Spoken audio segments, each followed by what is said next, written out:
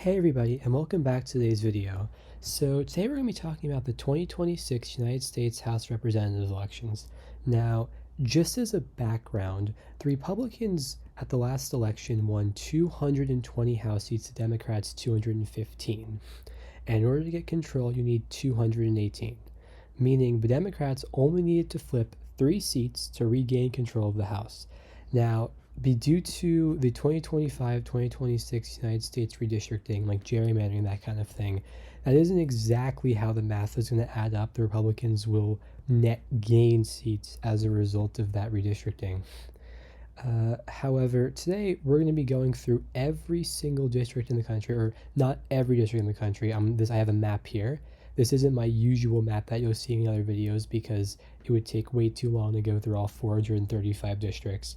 And so I'm just going to scan through the country and highlight districts that I think would flip or be competitive and give my thoughts on them. And I'll be starting off in the northeast of the country. So in Maine 2, I think that would be a Republican flip. There's a Democrat retiring, it's a Trump district, so the Republicans would gain that seat, not because of gerrymandering, but actually gain it for real. So you go into New England here, we get into New York. So in New York, the 17th district, I think there'll be a Democrat flip. Mike Lawler, I think, will lose, especially because of the coattails of the governor's race. You're going to hear me say that a lot, coattails. Coattails basically mean a higher office is up for election at the same time as the lower office. Like, there's a governor's race in New York, which is above the House race. I think that if a Democrat wins the governor's race by a lot, that carries over several of those lower House races. That'll come up a lot throughout the rest of the video. So I have New York 17 as lean Democrat, which would be a gain. It's the same thing for New Jersey 7, and then all 3 of the competitive Pennsylvania seats. That's Pennsylvania 7, 8, and 10, New Jersey 7. Those are all very vulnerable seats. If you take a look back in 2020, and Pennsylvania did not have to redraw their map, you see these 1.6, and 1.3, all very, very close races, especially when you have the Pennsylvania governor's race there. The Josh Shapiro margin should carry them over the finish line in those 3. And then, of course, there's Brian Fitzpatrick. I do not think that Brian Fitzpatrick will lose. It's always, if you take a look at it, 12.8. It always gets a little close.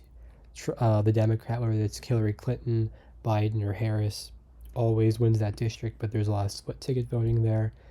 I don't know why that is, to be honest, but I do think that he'll end up winning again. We go into Virginia now.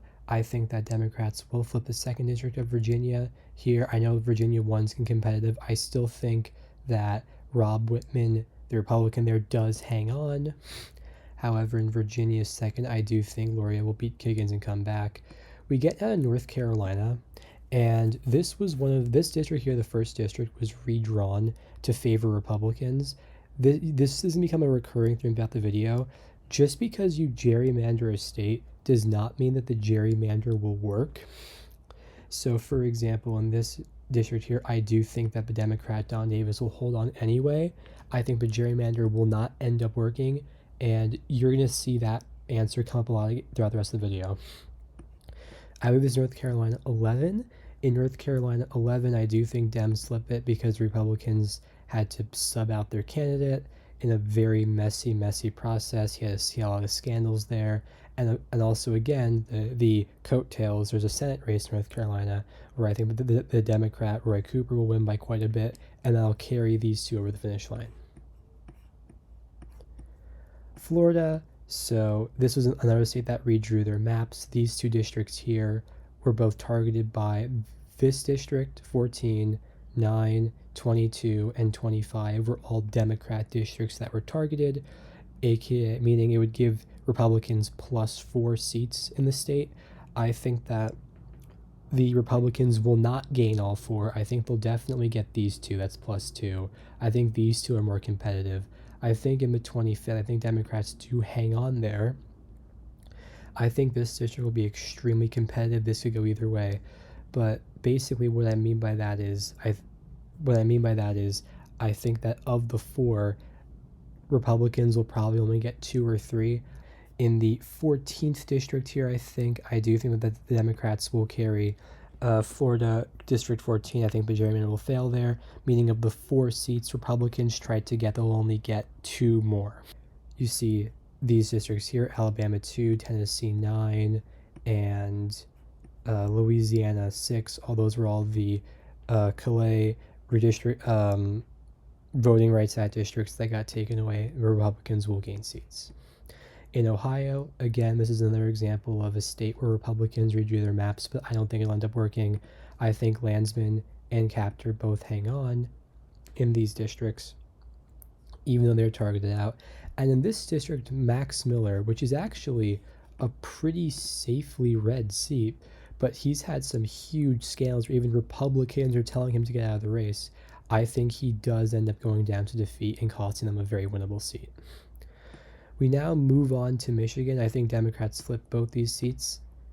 If you look at Michigan back in 2026, that was a 3.7% margin of victory. And here, Democrats actually won it before that. So I do think it will flip back there. And in the 10th district, where James, the incumbent Republican, is retiring in 2022, he won it narrowly. I think it does flip back in 2026, both of these, even if Abdul al-Sayed does hurt Democrats down ballot. Again, same thing in Wisconsin. By choosing to nominate David Crowley over Francesca Hong, I think Democrats are now the likely favorites in that governor's race. In the next video, I'll be talking about the 2026 governor's races. So yes, I do think that he'll carry her over the finish line, the Democrat woman running there. In Iowa, again, it's the same thing, where you have a higher race, or that's governor or Senate, carrying Democrats in the House over the finish line. You have Rob Sand running for governor there. Again, governor's video out very soon. Probably it could be my next video. I think he carries over Democrats in both those districts. If you look back in 2024, 0.19 and 3.8%, very close districts. I think they both go down in 2026. Nebraska 2 is already filled in as lean blue. I think that because you have a Republican retiring there, Harris district flips. In Colorado's 8th district, I think, is probably the most vulnerable Republican in the entire country, 0.73%. Dems won it back in 2022. I think it's all but it's basically just an auto flip at this point, especially with that governor's and Senate race there. 2 very popular Democrats running, very, very bad Republicans running, especially on the governor's race with Victor Marx. He'll bring down Republicans across the whole state. I think he loses. Gabe Evans loses. Same thing in the 3rd. I think Jeff Hurd loses to a Democrat. We'll see what happens in these 2. Those 2 could be vulnerable, though, as well. In Texas, this is another state where Republicans redrew maps to get up to 5 more seats. I think they'll only end up getting 2 or 3. This one and that one and maybe that one. These 2, 28 with Cuellar and 34 with Gonzalez, those are both targeted. I think Dems hang on in both. This district right here, Monica de la Cruz, I think she does end up losing. That's one of the Hispanic Rio Grande Valley seats where Republicans made huge gains in 2020, 2022, 2024, but you're just not seeing those gains continue. In fact, they're reverting, especially with the Texas Senate race going on there. I think that even if James Tallarico loses, it'll be like Lee Zeldin in 2022 of New York governor. Even though he lost, he brought down ballot Republicans over the finish line. I think even if Tallarico loses, he brings them over the finish line. And this district here, the 35th, I have as Leonard for now.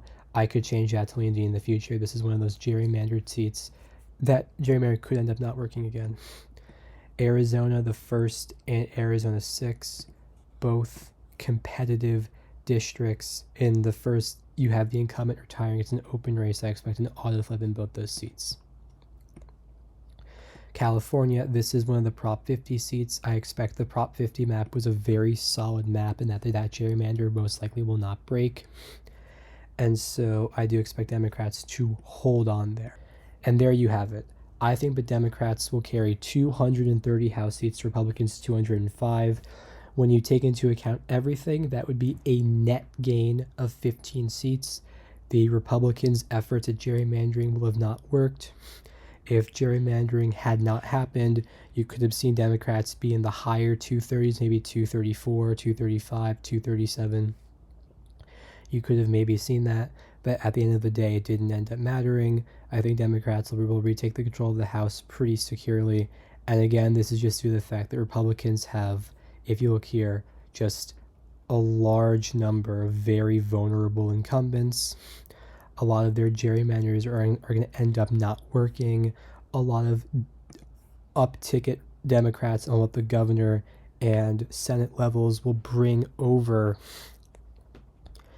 down ballot Democrat House candidates over the finish line, and that overall leads Democrats to net gain 15 seats and retake control of the House